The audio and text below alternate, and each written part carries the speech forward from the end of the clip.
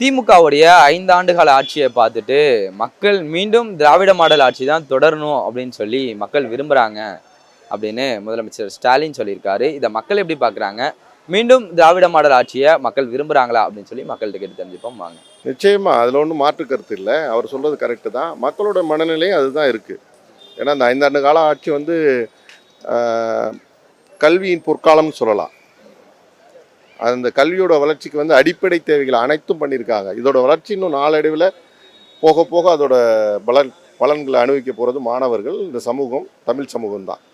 அதனால மிகப்பெரிய ஒரு உந்து சக்தியா, கல்வியின் தந்தையா, கல்வியின் காவலரா இந்த ஆட்சி சிறப்பாக நடைபெற்று கொண்டிருக்கிறது.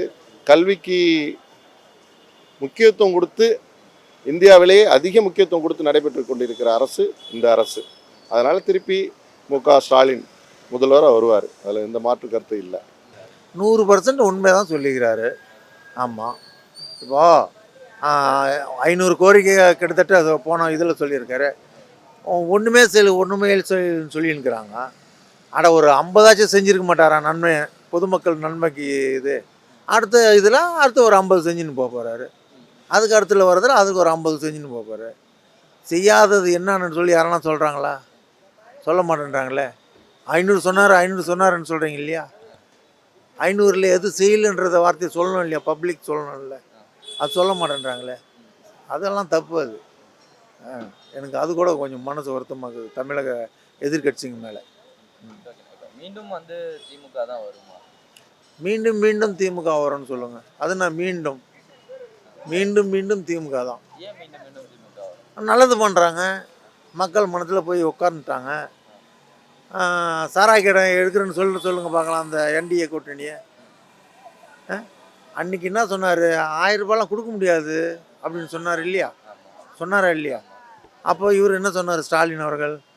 கண்டிப்பாக நான் கொடுப்பேன் என் மக்களுக்குன்னு. இது வரைக்கும் சக்ஸஸ்ஃபுல் ஆச்சா இல்லையா? அடுத்தது இலவச பஸ் கொடுக்க முடியாது, எப்படி கொடுக்க முடியும்னு அன்றைக்கி கேள்வி கேட்டார். சரி, அது கேள்விக்குறியாக கூட வச்சுக்கலாம். இவர் ஆண்களுக்கும் கொடுத்துருன்னு சொல்லிட்டார் இல்லையா? பொம்பளைங்களுக்கு மட்டும் கொடுத்தது ஜெயிக்க முடியாதுன்னு ஆம்பளைக்கும் ஃப்ரீயாக கொடுக்க போகிறேன் அப்படின்னு இவர் சொல்கிறாரு இல்லையா? அது இவர் மட்டும் எப்படி சாத்தியம் ஆகும்? வீழா விடாமல் கொஞ்சம் உண்மையே பேசி தமிழக மக்கள்கிட்ட ஒரு 10-15 சீட்டு கௌரவமாக வாங்கிறதுக்கு ஐடியா பண்ணான்னா நல்லாயிருக்கும் எடப்பாடியார். உண்மைதானே அது. இதுவரையிலும் இல்லாத ஒரு ஒரு அரசு வந்து மக்களுக்கான அரசு தான் இது. இது மிக சிறந்த வகையில் ஒரு ஆட்சி செஞ்சுருக்காரு. ஏன்னா மத்திய அரசு எந்த வகையிலையும் வந்து உதவிக்காரம் செய்யலை, எந்த உதவியும் செய்யலை. இவங்க கேட்ட நிதிகளும் தரல. மாநில அரசுகளுடைய வருமானத்தை வச்சு இன்றைக்கி பல நலத்திட்ட உதவிகள் வந்து வழங்கியிருக்காங்க, இன்னும் வழங்கிட்டு தான் இருக்காங்க. இது வந்து மக்களுக்கான ஒரு அரசாக தான் ஏற்றுக்குமே தவிர ஒரு கட்சியோடைய அரசாக ஏற்றுக்க முடியாது. இது வந்து யார் தவறு செஞ்சாலும் குற்றம் செஞ்சாலும் இது ஏற்றுக்க முடியாது. அண்ணன் தளபதி அவர்கள் வந்து மிக சிறந்த லெவலில் ஒரு ஆட்சி 5 ஆண்டு ஒரு ஆட்சி வந்து மிக சிறந்த பல பண்ணியிருக்காரு. என்னென்ன செய்யணும், எந்தெந்த துறையில் ஏதாவது அதில் குறைபாடுகள் இருக்குது, எந்தெந்த துறையில் என்னென்ன பணிகள் செய்யணும், எந்த துறையில் வந்து அது வந்து தொய்வு ஏற்பட்டிருக்கு, அதை வந்து முடுக்கி விட்டு அந்தந்த துறை இயக்குநர்களும் அதிகாரிகளும் அமைச்சர்களும் ஒரு முறையும் ஆலோசனை பண்ணி அந்தந்த துறைக்கான நிதியை ஒதுக்கி எல்லா பணிகளும் செய்கிறதுக்கான ஒரு வேலை செஞ்சுருக்காரு. இதுவரையும் இது மாதிரி வந்து முதல்வர்களில் வந்து கலைஞர் அது செம்மையாக செஞ்சார். அதுக்கு பிறகு வந்தவங்களாம் யாரும் ஒரு துறை அதிகாரிகளை தனிப்பட்ட முறையில் கூப்பிட்டு என்னென்ன குறைபாடு இருக்குது, என்னென்ன செய்யலை, என்ன செய்ய வேண்டிய பாய்க்குகள் இருக்குதுன்னு சொல்லிட்டு ஆய்வு செய்யலை. அந்த வகையில் அவர் செஞ்சு நல்லபடியாக பண்ணியிருக்காரு. இது மிக சிறந்த ஒரு பணிகள், மிக சிறந்த ஒரு முதல்வராக தான் நம்ம பார்க்கணும். உண்மை. சரி, ஓகே. இப்போ ஸ்டாலின் சொல்கிறாரு, இந்த 5 ஆண்டுகள் மக்களுக்கு செஞ்சிருக்கக்கூடிய பணியை வச்சு மீண்டும் 5 ஆண்டுகள் வந்து மக்கள் வந்து திராவிட மாடல் ஆட்சியை விரும்புகிறாங்க அப்படின்னு சொல்கிறாரு. அதை எப்படி பார்க்குறீங்க? உண்மை தான் அது. இப்போ நம்ம பார்த்த வரையும் சொல்கிறேன், உண்மை தான்.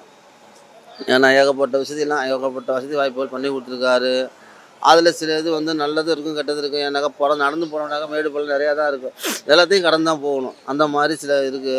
சில பேர் வந்து அதை சரின்னு ஒத்துக்கிறாங்க, சில பேர் குறை சொல்கிறாங்க. ஆனால் ஒத்துக்கிறவங்க நிறைய பேர். 9 பேர் ஒத்துக்கிறாங்க, 8 பேர் ஒத்துக்கிறாங்க, 2 பேர் குறை சொல்கிறாங்க. இந்த குறைபாடுகள் இருக்கும். ஆனால் இன்னும் இந்த சில புது புது திட்டங்கள்லாம் ஒன்று போட்டிருக்காப்புல. இவர் வந்தாருனாக்கா அது எல்லாத்தையும் அழைச்சி கொண்டு வந்தால் ஓரளவு மக்களுக்கு பயன்படும். அடுத்து சப்போஸ் இது வரலனாக்கா இன்னொருத்தவங்க வந்தாங்கன்னாக்கா அது சின்ன பண்ணமாக்கிடுவாங்க. அப்புறம் பழையபடியும் 1, 2, 3 ஆனா அவனா ஈனா அப்படி அது குலையறதுக்கு வாய்ப்பு இருக்குது. இதே மாடல் ஆட்சி வந்துச்சுன்னா, திராவிட மாடல் ஆட்சி வந்துச்சுன்னா, அடுத்தடுத்து இவங்க என்னென்ன திட்டம் போட்டாங்களோ அதை ஒரு நிலைமைக்கு கொண்டு வந்து இப்படி தான் இருக்கணும் அப்படின்ற ஒரு சப்ஜெக்ட்டுக்கு எடுத்துருவாங்கன்றது என்னுடைய நம்பிக்கை. அது உண்மை, அதுதானே உண்மை.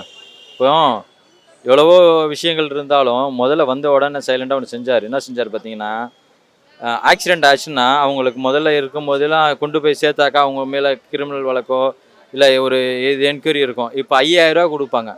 யார் மேலேயா ஆக்சிடெண்ட் ஆகி அவர் கொண்டுட்டு போய் சேர்த்துனா 40 மணி நேரத்தில் 5000 ரூபா யார் கொடுக்குறா? உதவி செஞ்சவங்களுக்கு கொடுக்குறாரு. அதுவே மிகப்பெரிய ஒரு உயிர் இழப்புகளுக்கு காப்பாற்றக்கூடிய நிலையாக இருக்குது. அதுவும் இல்லாமல் உதவி செஞ்சவங்களும் 5000 ரூபான்றது ஒரு ஒரு மிகப்பெரிய ஒரு தொகை. அது ஒரு சக்ஸஸ்ஃபுல்லாக ஓடுது. அது இல்லாமல் பல இடங்களில் வந்து எந்த ஒரு சட்ட ஒழுங்கு இல்லாமல் ஒரு அளவு கொஞ்சம் கொண்டுட்டு வராங்க. இவங்க எவ்வளோ தான் எதிர்த்து பேசினாலும் அந்த அந்த பேச்சுக்களை கரெக்ட் பண்ணிடுறாங்க. அதுவே மிகப்பெரிய விஷயமா நம்ம இதை பார்க்குறோம். அதுக்கடுத்து வந்து ஹாஸ்பிட்டல்லையும் இப்போ நிறைய டெக்னீஷியன் நிறையா கொடுத்துட்ருக்காங்க. அது ஒரு பக்கம். ஃப்ரீ பஸ்ஸு கொடுத்துருக்காங்க உமனுக்கு.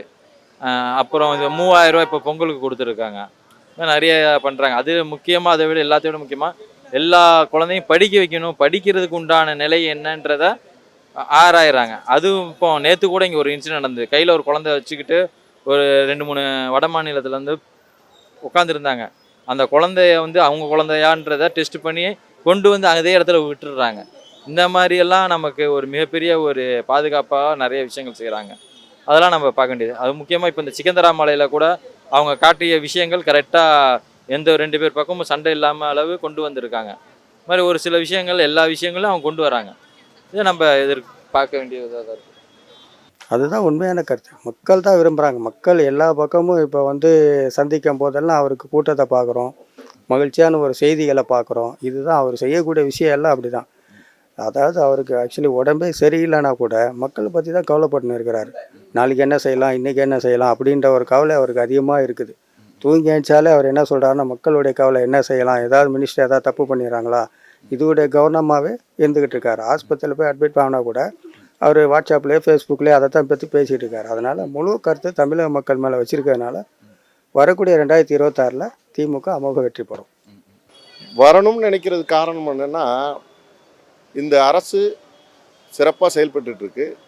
இந்த அரசு தமிழ் இனத்தையும் தமிழ் மொழியையும் தமிழனுடைய தன்மானத்தையும் தலைகுனியாமல் பார்த்து கொள்ளக்கூடியதாக இருக்கும் ஒரே கட்சின்னா திராவிட முன்னேற்ற கழகம் மட்டும்தான். தமிழன் தன்மானத்தோடு வாழணும். நம்ம வெள்ளைக்காரன்ட்ட போராடி நம்ம சுயமரியாதை சுதந்திரம் பெற்றோம். அதுக்கப்புறம் சில ஆதிக்க சக்திகளோட போராடி தந்தை பெரியார், பேரறிஞர் அண்ணா, முத்தமிழறிஞர் கலைஞர், மற்ற கட்சிகள் திராவிட கட்சிகள் அதில் சேர்க்குறோம். அவங்களாம் சேர்ந்து தான் இந்த தன்மானத்தோடு வாழ்கிறத யாருக்கும் தலைகுடியாமல் வாழ்கிறதுக்கு பண்ணதுனால தான் இன்றைக்கி மாணவர்கள் எல்லாரும் இன்றைக்கி நம்ம பேசுகிறோம், நீங்கள் பேசுகிறீங்க, கல்வி படித்திருக்காங்க, மருத்துவத்துறையில் இருக்காங்க, பொறியியல் துறையில் இருக்காங்க, ஐடியில் இருக்காங்க. எல்லாத்துக்கும் காரணம்னா அந்த திராவிடம் தான். அது இல்லைன்னா நம்ம இந்த கேள்வியே கேட்க முடியாது. மாற்றம் வேணும் கேள்வியே கேட்க முடியாது. நமக்கு யாருக்கோ அடிமையாவோ இல்லை தலைகுடிப்பட்டு தன்மானமிலிருந்தும் இருப்போம். அதை காப்பாற்றினது அவங்க. ஆனால் இப்போ உள்ள தலைமுறை என்ன நினைக்கிறோம், நாளைய நமது தலைமுறை, நாளை நமது சந்ததியினர் நாளைக்கு பாதிக்கப்படக்கூடாது. கரெக்டான ஒரு முடிவு, தெளிவான முடிவு எடுக்கணும். அது திராவிடம் இருந்தால் தான் நாளைய தலைமுறையும் நல்ல ஒரு நிலையில் படிப்பாக இருந்தாலும் சரி, கல்வி எல்லா துறையிலும் முன்னேற்றமாக வர முடியும். அதனால் இந்த தலைமுறையினர் இளைஞர்கள் சிந்தித்து பார்த்து திராவிடம் தான் நம்மளை காப்பாற்றியது, திராவிடம் தான் நம்மளை தலைநிமிர செய்தது, அதற்கு வாக்களிக்க வேண்டும். அப்போது தான் நம் தமிழினமும் தன்மானமும் காக்கப்படும். இல்லை, பணிகள் பண்ணிருக்காங்க, ஆனால் சிறப்பாக பண்ணிருக்காங்கன்னா அது கிடையாது. பணிகள் பண்ணிருக்காங்க, அதை வந்து நம்ம ஏற்றுக்கலாம். இலவச பேருந்து, மகளிருக்கு உரிமை தொகை, மாணவர்களுக்கு கல்வி உதவித்தொகை, இதெல்லாம் பண்ணிருக்காங்க. அதெல்லாம் மாற்று கருத்து கிடையாது. அதனால் வந்து சிறப்பான ஆட்சியானாக்க இது கொண்டு கேள்விக்குறியான ஆட்சி தான். கூட்டணி பலத்தில் தான் ஸ்டாலின் ஜெயிப்பார். மக்கள் வந்து வேண்டி விரும்பி ஸ்டாலின் தான் வரணும்னு சொல்லிட்டு ஒரு 20% நினைக்கலாம். மற்றவங்க ஓட்டு போடுறது கூட்டணியில் ஓட்டு போடுவாங்க. ஏன்னா அவர் வந்து இந்த சரியான இந்த மழைநீர் வடிகால் சரியாக வேலை பண்ணல, சாலைகள் சரியாக இல்லை, கட்டணங்கள் கரண்ட் பில் கட்டணம் ரொம்ப ஏறி போச்சு, பில்டிங் டேக்ஸு, ட்ரைனேஜ் டேக்ஸு, இதெல்லாம் ரொம்ப விலைவாசி உயர்வு இருக்குது, விலைவாசியை கட்டுப்படுத்தல, சிலிண்டர் மானியம் தரேன்னு சொன்னால் அது தரல. அது மாதிரி நிறையா விஷயங்கள் இருக்குது. அதெல்லாம் மீறி கூட்டணி பலத்தில் அவர் ஆட்சியை தக்க வைக்கிறதுக்கான அறிகுறி தெரியுது, நல்லாவே தென்படுத்துது.